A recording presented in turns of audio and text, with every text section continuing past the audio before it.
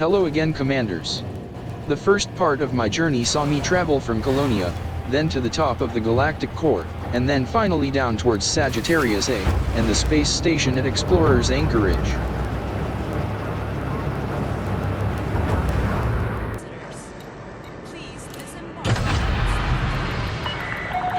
Ship detach complete. You are clear to leave. Landing gear retracted. I spent a few days here at Explorer's Anchorage to do some exploring. I also did some mining too in a nearby planetary ring. I have 35 tons of low-temperature diamonds in my cargo hold now. I'm going to sell them back in the bubble. The extra weight hasn't affected my jump range much, which is still about 20.5 light years.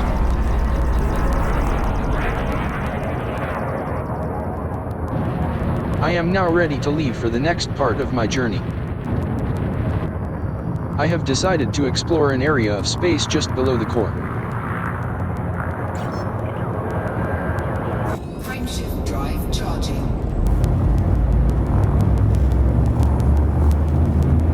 Okay, let's go. You are clear of the station. Flight control command.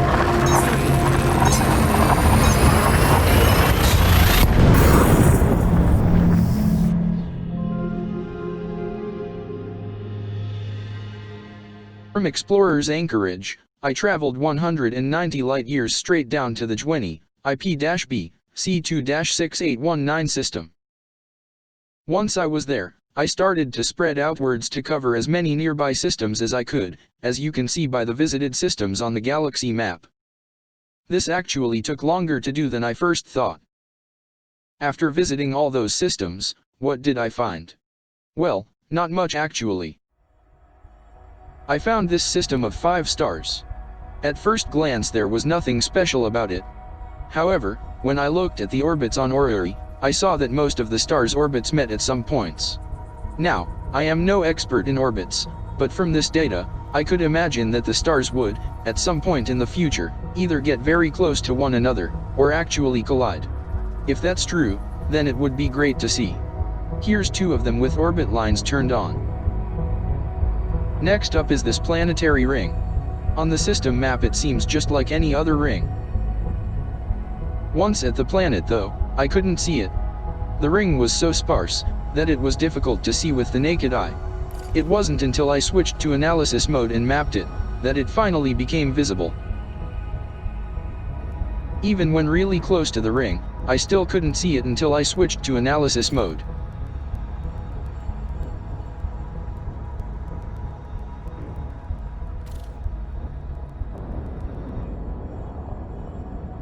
Once inside the ring, I could see that it was rather thin too and with no dust, so not much material to reflect starlight off it. Of all the systems I went to, only one had life in it. It was on a small moon with only 2 biosignatures. The one I went to was in a rather nice mountain range.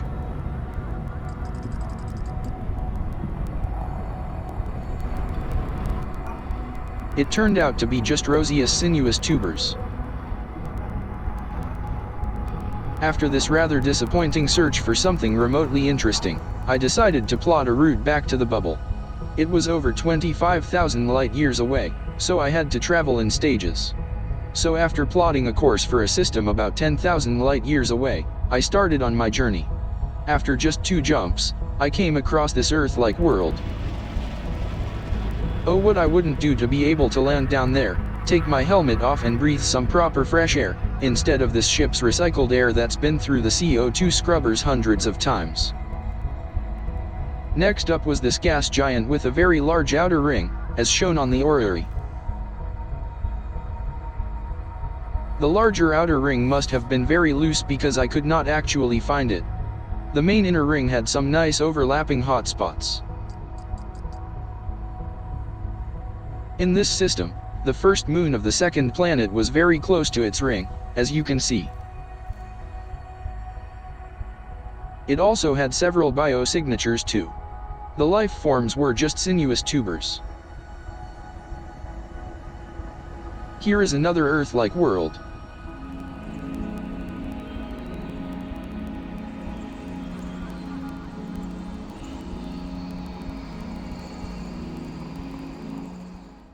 Here is another moon that is very close to its parent planet's ring. This moon is non-landable, at least for the moment. I'm looking your way, Odyssey.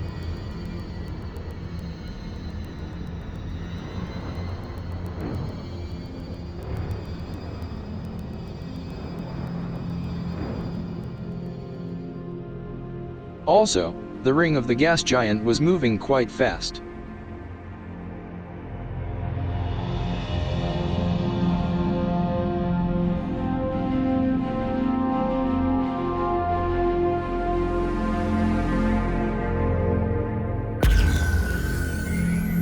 The pulse wave analyzer shows that there could be a lot of core asteroid deposits too.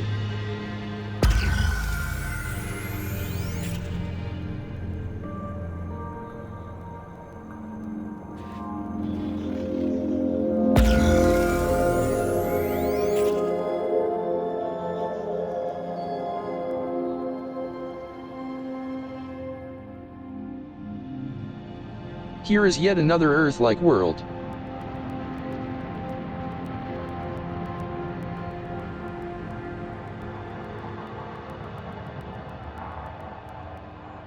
This system of gas giants looked like just any other, until I switched to Orrery and saw that the third planet had an immense ring around it. It was so big, that I could see it from 1,745 light seconds away.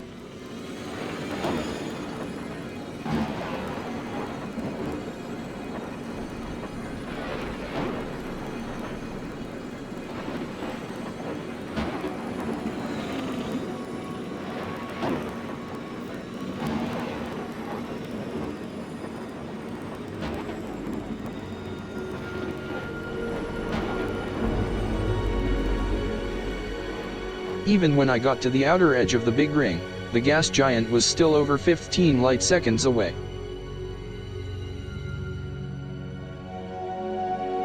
A few jumps later and I found another huge icy planet. This has a radius of over 19,000 kilometers and a surface gravity of 2.1 g. I can't understand how it is an icy world though, when it has a surface temperature of 467 degrees Kelvin, and has no atmosphere, hence having no atmospheric pressure. Here's another Earth-like world.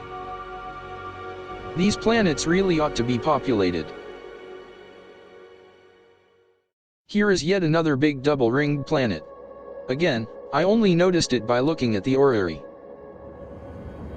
This ring was virtually non-existent though. There were only a few small pieces of rock. No proper asteroids.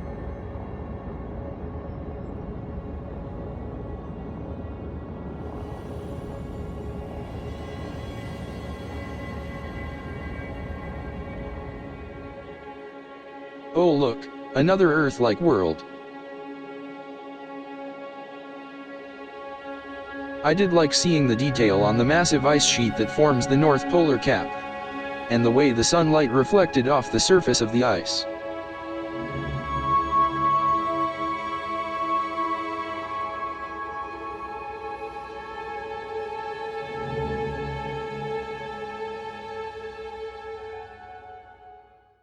Well, by now, I had traveled about 9,200 light years.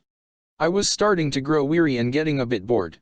I looked on the galactic map and noticed a small nebula a few hundred light years away, so I decided to take a small detour. The nebula in question was BOIP A-H38. Other commanders had been here before because I found a few previously discovered and mapped systems.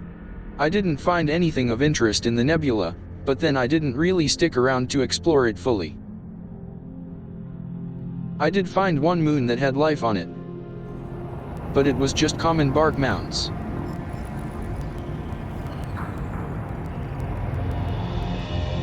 The view wasn't too bad once I had reached the center though.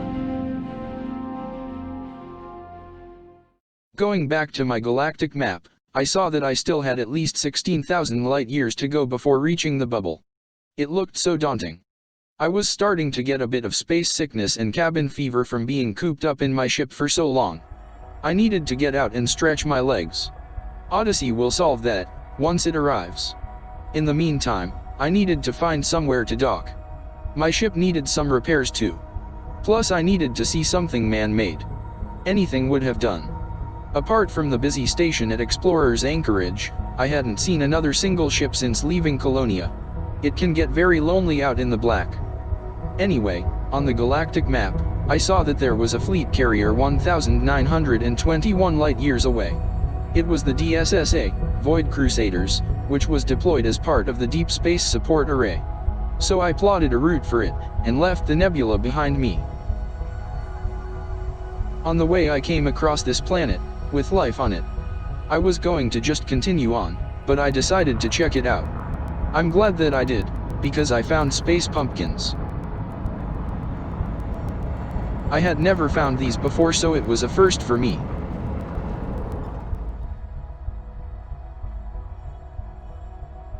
I had actually found rubium bioluminescent anemones.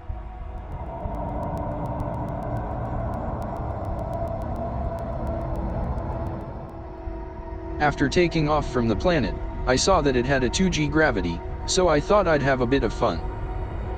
I had previously heard about other commanders using the gravity of a high G world to increase their speed, in a kind of controlled free fall, above the planet. It sounded fun, so I gave it a shot. It took a while to get up to a decent speed, so this next bit is shortened. Normal cruising speed for my ship is 130 meters per second.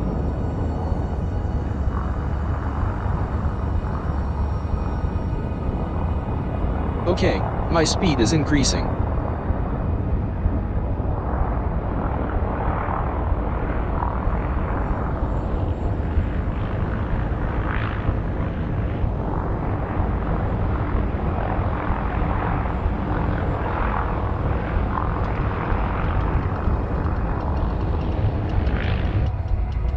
– 300 meters per second.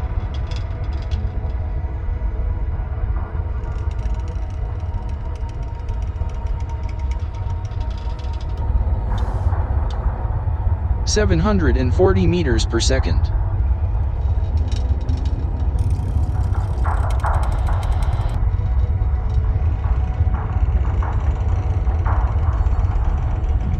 1,000 meters per second.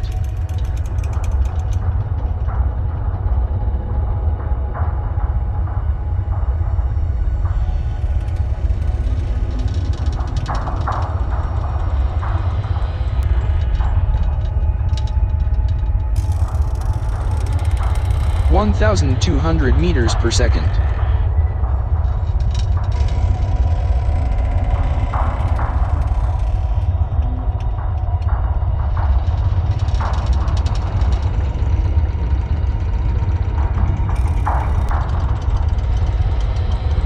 1,640 meters per second.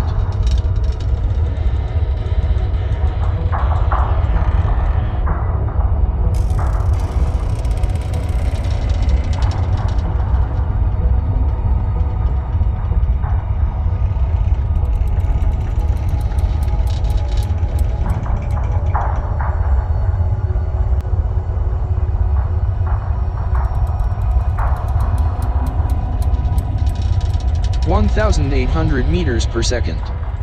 Okay, that's fast enough. That was fun. After I managed to slow myself down, I continued on towards the fleet carrier. It wasn't long before I found another moon that was close to its parent planet's ring. The view was pretty cool. Next, I found another Earth-like world.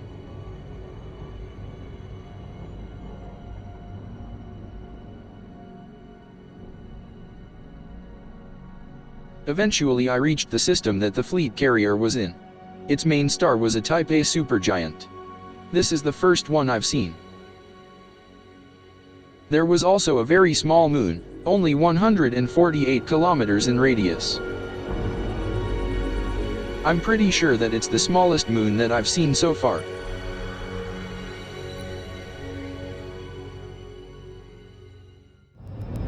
Anyway, let's get to the carrier.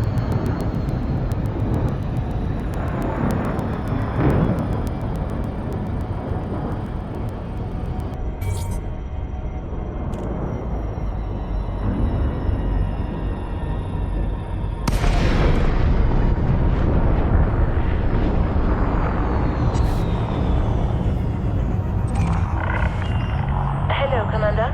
Please stay aware of other ships around this carrier. What other ships?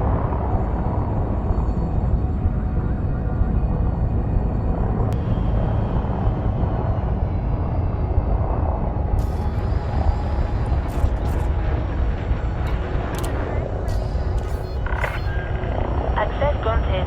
Proceed to your allocated path, Commander.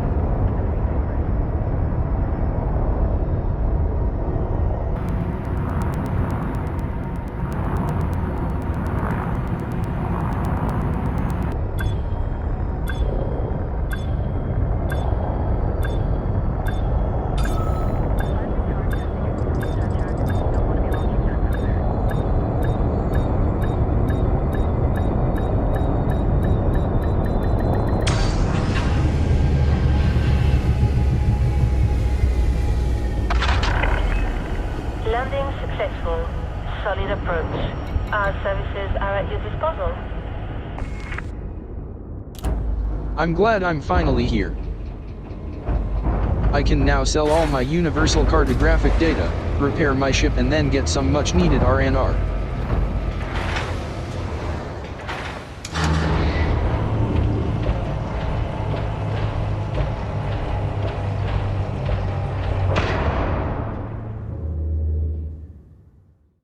It looks like my engines could do with a damn good cleaning. And my paint work has definitely seen better days. Well, my route on this second part of my journey looks like this. I have covered 11,404 light years, doing 556 separate jumps. I'm now going to get some much needed rest before covering the third, and final, part of my trip. 16,600 light years back to the bubble, and that is just to the outer fringes of populated space. Thanks for watching. Fly safe, Commanders. I wonder if this carrier has a bar.